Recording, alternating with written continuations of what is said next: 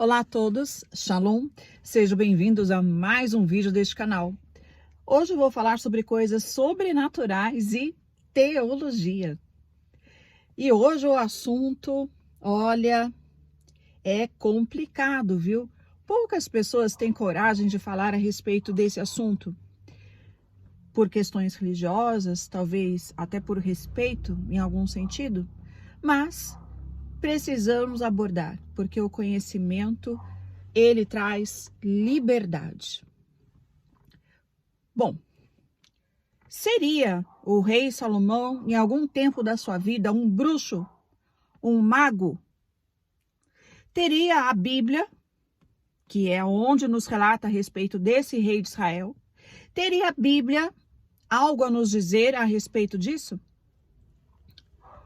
Vamos lá. Eu vou ler aqui para deixar bem claro para vocês. Livro de 1 Reis, capítulo 11. Eu vou começar a ler o versículo 4. Diz assim: Porque sucedeu no tempo da velhice de Salomão, suas mulheres lhe perverteram o coração para seguir outros deuses. E o seu coração não era perfeito para com o Senhor, o seu Deus, como o coração de Davi, o seu pai. Porque Salomão seguiu, vou repetir, versículo 5. Porque Salomão seguiu a Astarote, deusa dos Sidônios, e a Milcom, a abominação dos amonitas. Assim fez Salomão o que parecia mal aos olhos do Senhor, e não perseverou em seguir ao Senhor como Davi, seu pai. Presta atenção neste versículo, versículo 7.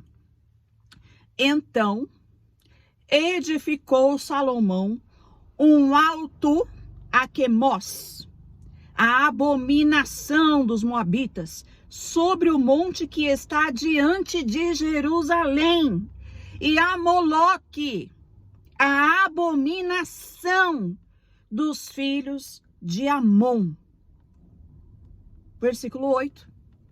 E assim fez para com todas as suas mulheres estrangeiras, as quais queimavam incenso e sacrificavam a seus deuses. O que aprendemos aqui? O rei Salomão era um homem que teve 700 mulheres, princesas, né? Mulheres, casamento, 300 concubinas.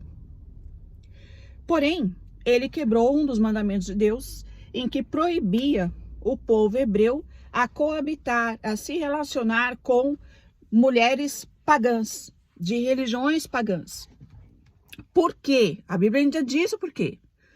Porque esse relacionamento iria fazer com que o coração dele se pervertesse, saísse do caminho. Ou seja, a influência dessas mulheres iria acarretar em que ele se desviasse, saísse do caminho do eterno, de Yahvé, o seu Deus, Deus seu pai, Davi.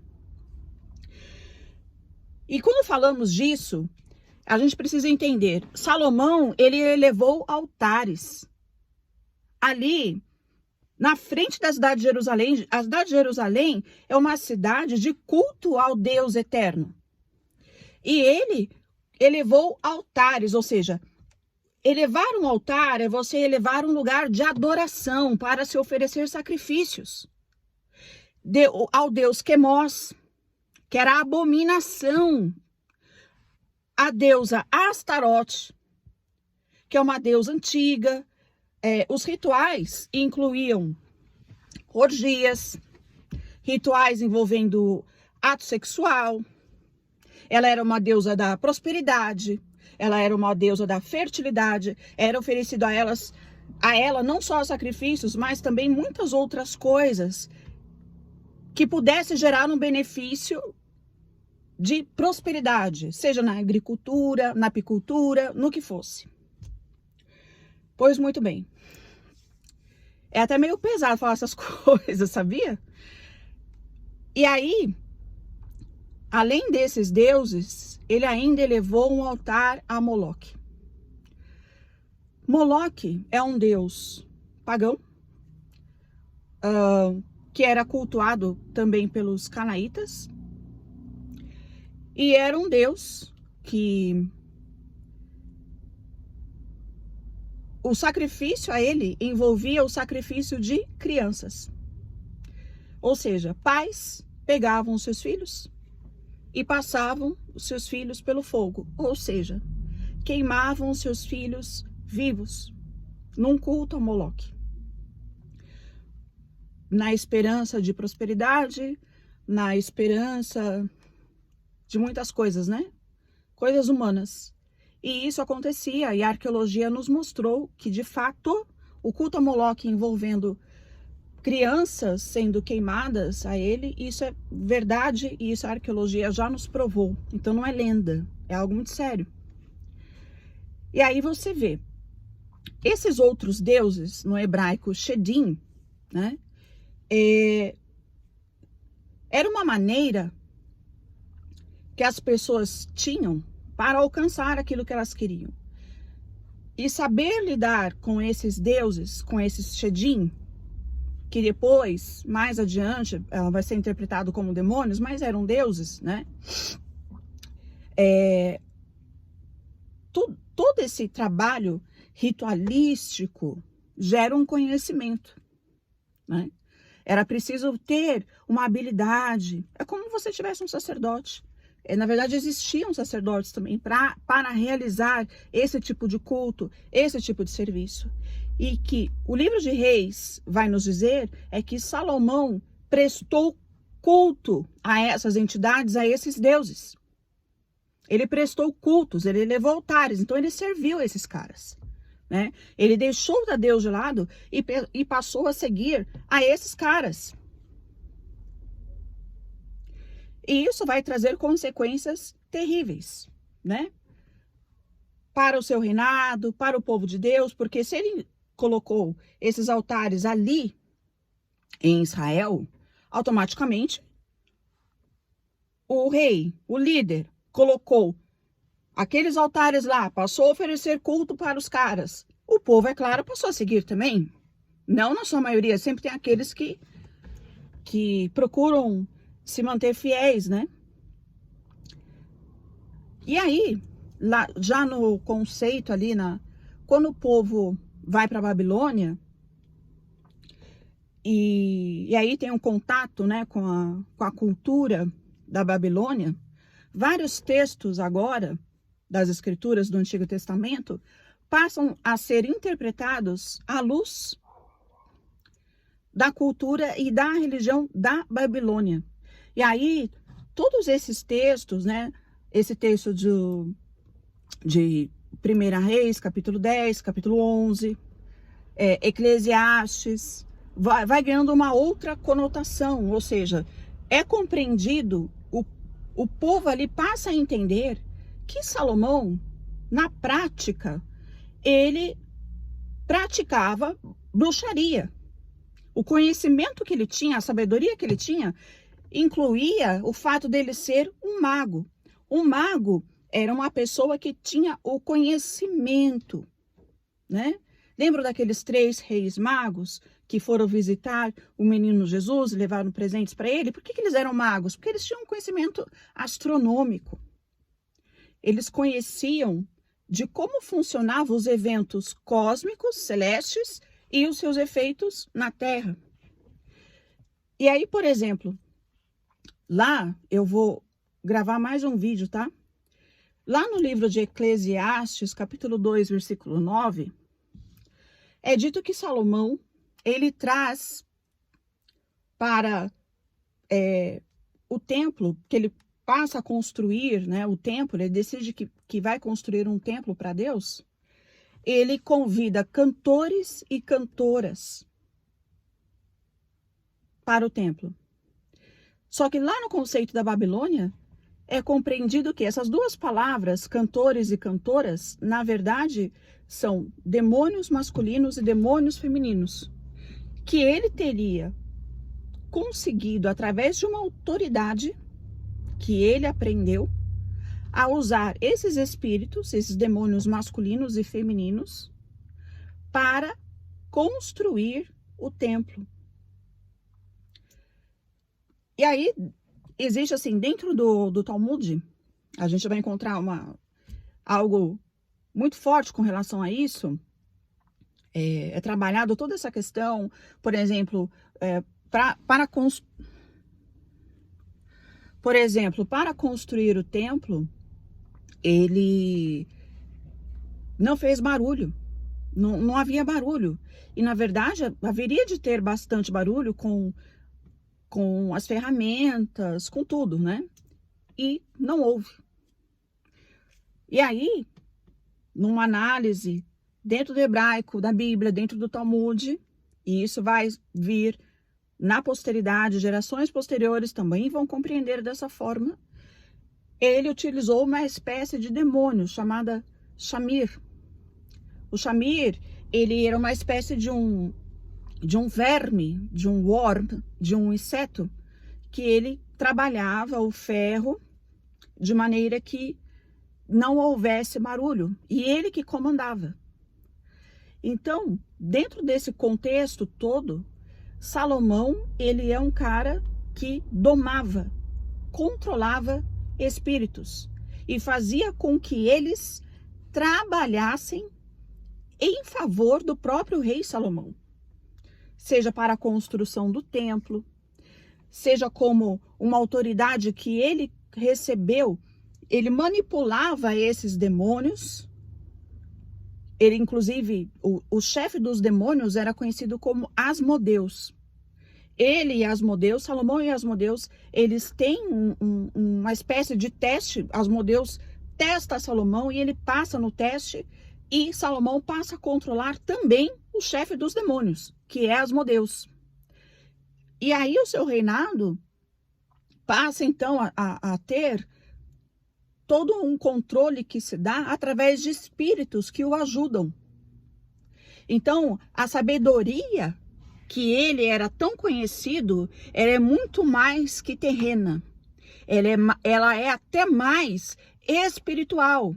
Ou seja, ele tinha uma autoridade para controlar os demônios, para exorcizar, para tirar de algum lugar que estivesse perturbando e também para trazê-los como escravos para trabalharem para ele. E aí, com o passar do tempo, esse vídeo vai ficar um pouquinho mais longo. Depois eu vou gravar outro.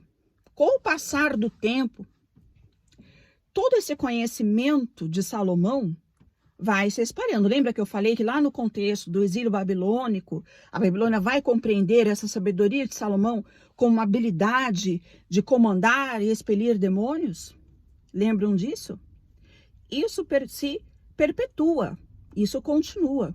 Depois nós vamos encontrar livros que são ditos que foram escritos pelo rei Salomão. Claro, não há evidências disso, né? Você tem a clave de Salomão, a chave de Salomão, o testamento de Salomão, em que Salomão, ele conta como ele manipulava os espíritos para trabalharem para ele. E ele ainda dá a chave, o segredo, como você consegue manipulá-los. Ai, Cat, mas isso é possível? Entenda uma coisa, o exorcismo não é do tempo de Jesus, é antes. Naquele período intertestamentário, ou seja, entre o Antigo Testamento e o Novo Testamento, a galera expulsava demônio. E só conseguia expulsar, exorcizar espíritos vagantes, espíritos do deserto, espíritos maus, quem tinha a sabedoria de Salomão, quem tinha autoridade para isso. Lá em Lucas, capítulo 11, quando Jesus exorciza o demônio de um menino que era mudo e surdo, aí os fariseus, ele está expulsando o demônio por Beelzebu. Aí Jesus fala assim, não, se Satanás expulsa Satanás, o seu reino estaria corrompido. E os seus filhos, Expulsam demônios por quem? Exorcizam demônios por quem? Entendeu?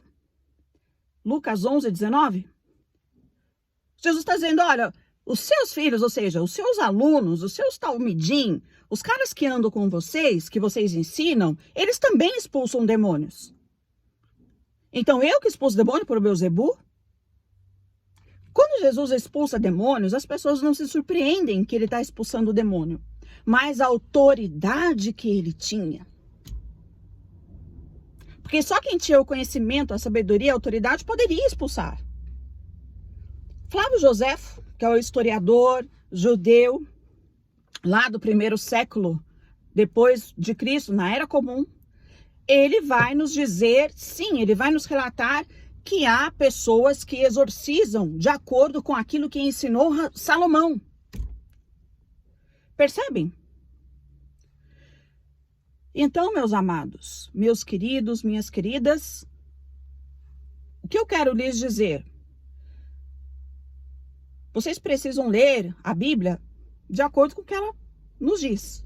Sem enfeitar, sem florir, sem colocar florzinha. A teologia não pode ser aguinha com açúcar, né? Ela tem que ser a verdade. Doa a quem doer. E há quem interprete isso muito bem. Haja vista, por exemplo, você tem a Goécia Salomônica, ou a Goécia de Salomão, que é uma religião magista, que entende como um dom de Deus, uma sabedoria divina, você usar os daimons, que são os demônios em grego, usar essas entidades, esses daimons, ao seu favor. Também exorcizar quando há uma espécie de um obsessor, uma perturbação, mas também manipulá-los de forma a que eles te tragam benefícios na terra. É a Goécia Salomônica. É interessante para quem tem interesse pelo assunto, vocês vão entender que eles se baseiam na clave de Salomão, no testamento de Salomão e também nas escrituras, principalmente no Antigo Testamento. Bom, depois eu gravo um outro vídeo a respeito desse assunto, porque ele é bastante amplo. Não deu para fazer um vídeo mais curto, igual eu costumo fazer. É um assunto mais complexo. Eu poderia trazer inúmeros versículos, Eclesiastes, Provérbios, além de Reis. Mas eu acredito que o conteúdo de hoje já trouxe alguma informação, algum conteúdo para vocês, tá bom? Obrigada por ficarem até aqui. Agradeço muito. Que a Shalom do Eterno esteja com todos. Tchau!